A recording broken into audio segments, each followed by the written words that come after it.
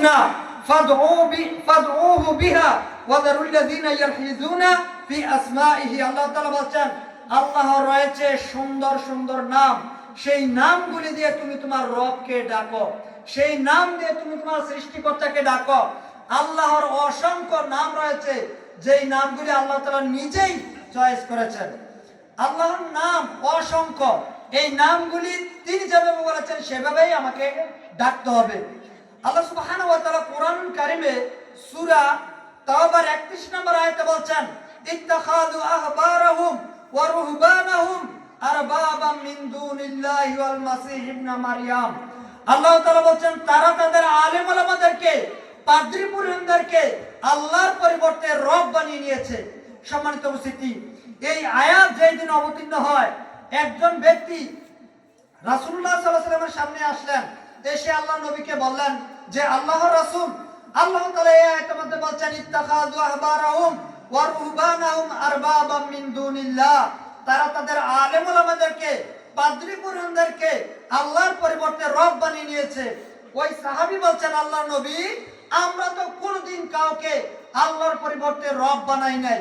আমাদের সমাজে আমরা যদি কাউকে বলি যে আপনি শয়তানের ইবাদত করেন, আপনি কি স্বীকার যাবেন? শুধু আপনি কেন, কোনো হিন্দু মানুষকে যদি জিজ্ঞেস করেন, কোনো খ্রিস্টানকে যদি জিজ্ঞেস করেন, কোনো বৌদ্ধকে যদি আপনি জিজ্ঞেস করেন যে তুমি শয়তানের ইবাদত করতে রাজি আছো কিনা, সে স্বীকার যাবে?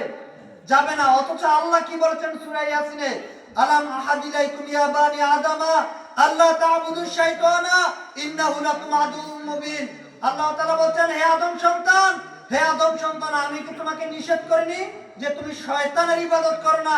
কারণ শয়তান হচ্ছে তোমার চিরতম শত্রু, শয়তান হচ্ছে তোমার প্রকাশ্যতম শত্রু। আল্লাহ বলেছেন শয়তানের ইবাদত করো না, তাহলে বুঝে গেছে কিছু মানুষ শয়তানের ইবাদত করে। না হয় আল্লাহ এই কথা কেন বলবেন যে তুমি শয়তানের ইবাদত করো না?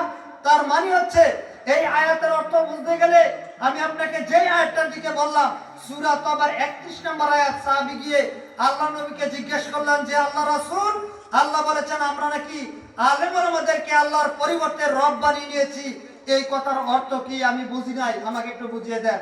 তখন রাসূলুল্লাহ সাল্লাল্লাহু আলাইহি সাল্লাম ওই সাহাবীকে বললেন যে তোমার কোনো হুজুর, তোমার কোনো পীর, তোমার কোনো আলেম, আপনি যে শব্দই প্রয়োগ করেন না কেন, আল্লাহর নবী বলছেন যে যখন পাদ্রী পুরোহিতরা যখন তোমাদেরকে কোনো হালাল জিনিসকে, কোনো হালাল বস্তুকে হারাম করে দিত, তখন কি তোমরা সেটা মেনে নিতে?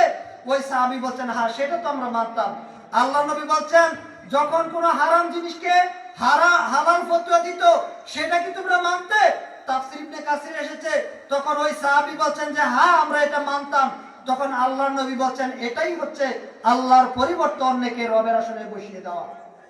কোন হুজুর, কোন আলেম যদি আল্লাহর বিরুদ্ধে গিয়ে, কোরআন সুন্নাহর বিরুদ্ধে গিয়ে কোন ফতোয়া দেয়, আর সেই ফতোয়া যদি আপনি অন্ধভাবে মেনে নেন, সেটাই হচ্ছে আল্লাহর পরিবর্তে অন্যের আনুগত্য করা, অন্যকে রব হিসেবে গ্রহণ করা।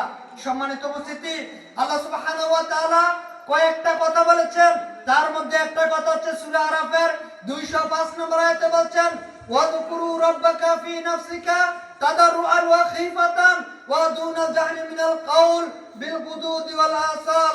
আল্লাহ তাআলা সূরা আরাফের 205 নম্বর আয়াতে বলেন ওয়াযকুরু রাব্বাক, তুমি তোমার রবের জিকির করো। আয়াতগুলি খুলে দেখেন, আয়াতগুলি পড়ে দেখেন, অনুবাদগুলি পড়ে দেখেন। পড়ার জন্য আল্লাহ তাআলা আপনাকে যদি শক্তি দিয়ে থাকে, সামর্থ্য দিয়ে থাকে, আপনি নিজে পড়ার চেষ্টা করুন। যদি সুযোগ না থাকে, আপনার সন্তানকে বলুন পড়ার জন্য, পরে তার অনুবাদ আপনাকে শোনানোর জন্য, তাহলে আপনি অনুধাবন করুন, বুঝার চেষ্টা করুন। আল্লাহ সুবহানাহু ওয়া তাআলা বলেন ওয়াযকুরু রাব্বাক, তুমি তোমার রবের জিকির করো, ফি নাফসিকা, মনে মনে, তাদাররুআন ওয়া খিফাতান, ভয় ভীতি নিয়ে, ওয়া দুনাল জাহরি মিনাল কাউল, খবরদার তোমার জিকির যেন উচ্চ আওয়াজে না হয়।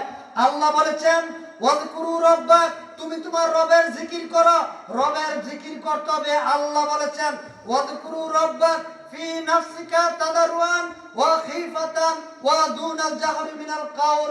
আল্লাহ বলেছেন রবের জিকির করো মনে মনে, ভীতি সংগ্রস্ত অবস্থায়, ভয় ভীতি নিয়ে। তবে খবরদার তোমার জিকির যেন কথা দ্বারা প্রকাশিত না হয়, জাহরে মিনাল কাউল, জাহরে মিনাল কাউল, জাহরে মিনাল কাউল। আল্লাহ বলেছেন খবরদার তোমার জিকির যেন উচ্চ আওয়াজ না হয়।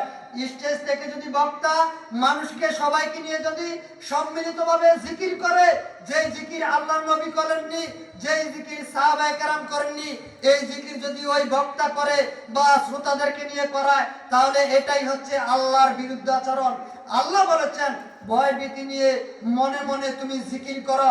সম্মানিত উপস্থিতি, যদি আপনি কাউকে শিক্ষার জন্য যদি উচ্চ আওয়াজে জিকির করেন তাহলে সেটা করতে পারেন, বাধা নেই।